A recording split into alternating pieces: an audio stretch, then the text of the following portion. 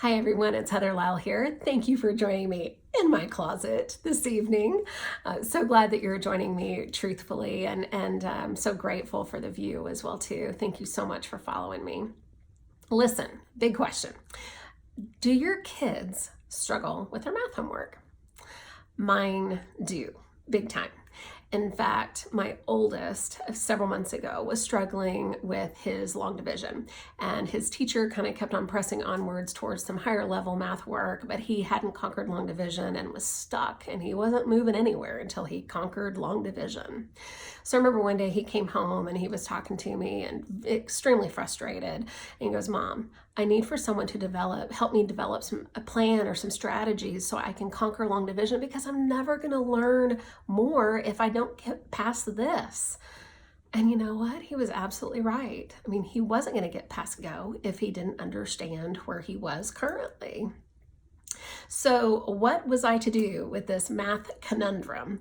Well, let me tell you, we found the most awesome tutor. Her name still is Julia, and she has been a lifesaver for all of my kids, but specifically for my oldest kiddo, Troy. She has really helped him develop some strategies that have helped him, get past long division. He's on to bigger and better things at this point too. Julia commented that math is truly a series of building blocks, and you've got to be able to master one block in order to add the next block to it as well too. Made total sense to me. Talking with Julia over the past several months, it just kind of got me to thinking about how developing our kids' math skills is really teaching them strategy development, which is such an essential skill for life in general anyway.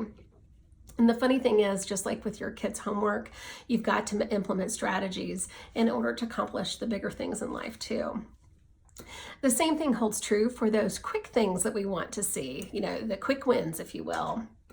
We live in an immediate gratification world, and everyone wants to get things done as quickly as possible. And I get it, and I understand. And truth be told, I think it's a critical thing that you need to do in business as well too. So developing and implementing those strategies to see those quick wins definitely helps motivate your teams to want to do more. But here's the deal. When it comes to those quick wins, you've got to balance that with developing strategies that'll help you see that long-term, sustainable change. If you don't understand how you achieved X, it's going to be really difficult to replicate that process and ultimately see the results over and over again. And truth, isn't that kind of what we all want to see too? I think, we want those healthy habits that keep the weight off forever, not just for beach vacation coming up in a month.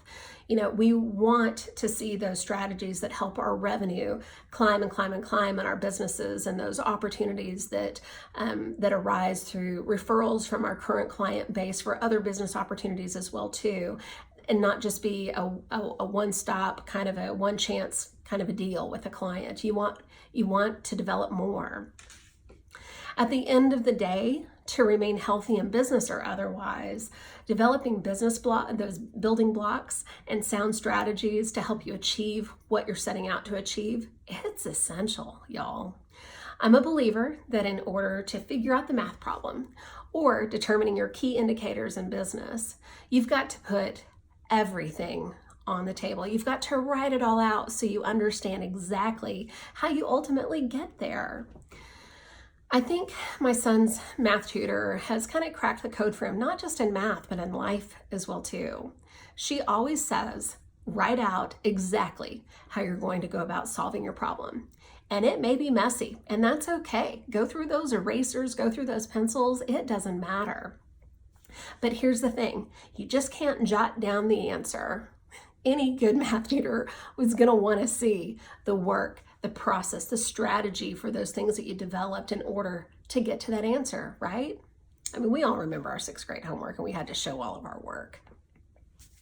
So get real, get messy, and get ready to move on to your own version of higher level math. All right, that's it for this week. We'll see you next week. Thanks everybody for tuning in.